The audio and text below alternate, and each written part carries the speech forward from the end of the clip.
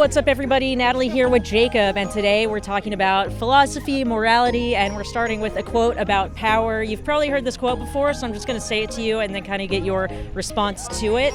It is, with great power comes great responsibility. What do you think of that quote? I mean, I think it's a quote that kind of applies to most people and across all areas of life. I agree with it, honestly. I feel like if you have extensive power, then it's really up to you to be responsible with what you do with it, because it could hurt so many different people. Do you think most people who have a lot of power, do they abuse it or do they use it wisely? I think overall, yeah, people do tend to abuse power. Yeah. Overall, yes. Do you think that, like, you as an individual or individuals in general, do we have power?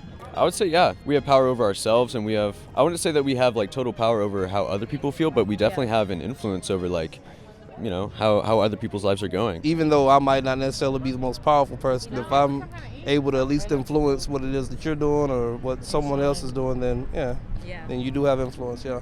And influence over your choices and your actions, right? I think one of the ways that I see power being abused as a society is the way that humans treat animals, the way humans treat other species. What do you think about the way we as humans use power over animals?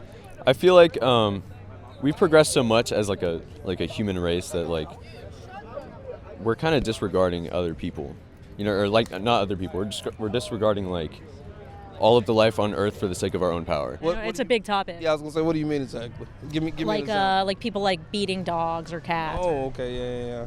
I totally disagree with that. I think that's wrong. Why? I mean, it's just, I guess, a humanity thing, I guess you would say. We don't beat humans, so why would we beat a dog, I guess you would say. And do dogs have like the ability to feel in the same way that humans do? Yeah, absolutely. My brother is vegan. He and his fiance, they're totally vegan. Like they don't wear any leather products or anything like that. They're totally removed from that, sect of life, which is, I think it's great. But I don't know, like, I definitely agree. Humans as a whole, like the way that we're treating other beings on Earth, like all of the different life force scattered across Earth, definitely an abuse of power. What do you think about like farm animals? Like, do you think they have personalities in the same way that dogs and cats do? That's a rough situation. Yeah. I've never thought anything about farm animals, really? but I haven't. I'm not surprised. Yeah, I mean, I live in the city, so I don't really think about farm animals. But yeah, I guess they would have a personality. Yeah. Are we talking about livestock? Or are you talking about like, I guess you would say, a pet on a farm or whatever? Both. I mean, do you think there would be like a difference in, say there's a pig on a factory farm? Is that pig different in their ability to feel from like a pig that someone has as a pet? I don't think their feelings would be any different. No, they would not have a different feeling. No. Yeah, that's a good subject. I didn't think about this one. Do you think that's something you would ever be interested in doing? Yeah. So little story. Like, my brother stayed with me for his little firefighter training. He had stayed at my house, and because he's vegan, we all had to eat vegan food, and we were all respecting like his choice of clothing and his choice of product and all that stuff like that. And kind of listening to him talk about it and listening to his fiance, like, give her thoughts on it, I would say, yeah, like, I would be interested in pursuing that type of lifestyle. So have you ever seen like videos of like what these animals go through on the farm? I have. How do they make you feel? Well, of course it makes me feel horrible. Right. It does. We've actually, when I say we, I'm talking about me and my wife, we've actually had conversations about being vegan. Oh, so you've talked about it? Yeah, we've talked about it before. Yeah. I don't know. It's rough, though. You think so? Do you think it would be a good way to use your power as an individual to do good to animals?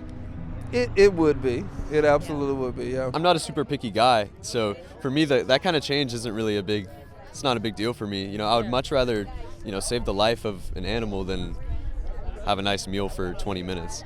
But that, I don't know, that's just me personally. I'm sure that other people would disagree. Do you think the fact that like meat is such a big part of culture, right? Like, we live in New Orleans, like it's very much ingrained in our culture. Do you think that makes it moral? Not necessarily moral, but it does make it to where it's hard to break the habit. You're absolutely right about that. You think about a place like New Orleans, or even if you're not from here, like Texas per se, where the steak industry is So I guess you could say, marketing and everything else, then it does kind of make it to where that habit's hard to break. I know at Georgia Tech, we don't, our dining halls actually don't really account for people who avoid meat. You know, we don't have a lot of options that are lab-grown meats or just natural forms of protein. A lot of the time, like, all we have for breakfast is eggs and bacon. And like most of our dinner times are, you know, with steak. I looked on the Georgia Tech website and found that they do have vegan options at every dining hall for every meal. Now, a lot of times this is something people say to me, and I think that if you're not looking for vegan options, it's very easy to miss them. That's something that I noticed after I went vegan, was that there are so many options everywhere. So yeah, check out this dining hall menu. There are plenty of great options, and if you are a student in university, I would bet that your school has options as well. Like, you go into the grocery store now compared to like 5 years ago, right? There's so many more substitutes, especially for like milk and things like that. So it is always getting easier. I could see it being a very big cultural shift because, like you, like me, like most people, we all love animals, right? And we don't want to think about them in these terrible situations, but there's just that disconnect there between, you know, when we're buying it and kind of when we're thinking about it, right? So do you think, what's more important, taste pleasure or animals' lives? Well, obviously the right answer is animals' life. But what's your answer? Well, like I said, I've been trained, I guess you would say, to like meat because it's what we've always done. Absolutely. But when I consider the whole argument, though, I still do actually answer with animals' lives. I do. You know, my brother that I mentioned earlier, my fraternity brother, not my biological one, but he's influencing me as well because we had this conversation about spirituality as well. Yeah.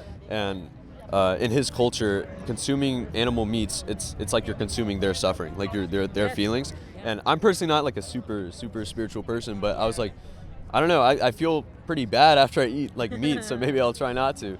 I would definitely, I would not rule it out in my life to, you know, especially if it's more convenient for me to be vegan, if anything.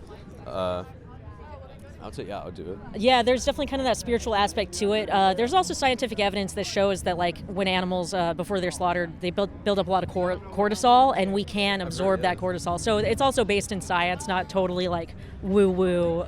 But, yeah, it completely makes sense. All right, well, so if I gave you resources, would you be happy to look into them? That would help you out, meal ideas, things like that? I would, yeah. I'll be open. So what would stop you from saying, all right, I'm done using my power to harm animals? What would stop you from that? I'm not sure. You know, I think people like what you're doing here. I think people like that, more of that. Even like the videos and stuff, because I just told you I like a lot of YouTube actually. So even like seeing some of those videos and stuff, it does make me think. Do you have any questions for me? I don't, but I do think that the conversation has been it's been interesting. I appreciate the conversation. Cool. I've got one last question for you. Okay. If you could live a life where you intentionally harmed humans, intentionally harmed animals, or neither, what would you choose? Well, obviously I would choose neither. You have that choice right now. I know I do. I appreciate the offer. Thank you so much. I feel like neither is the pretty obvious answer. That option is available to you right now. It is available right now by going vegan. Yeah. Are you going to take it?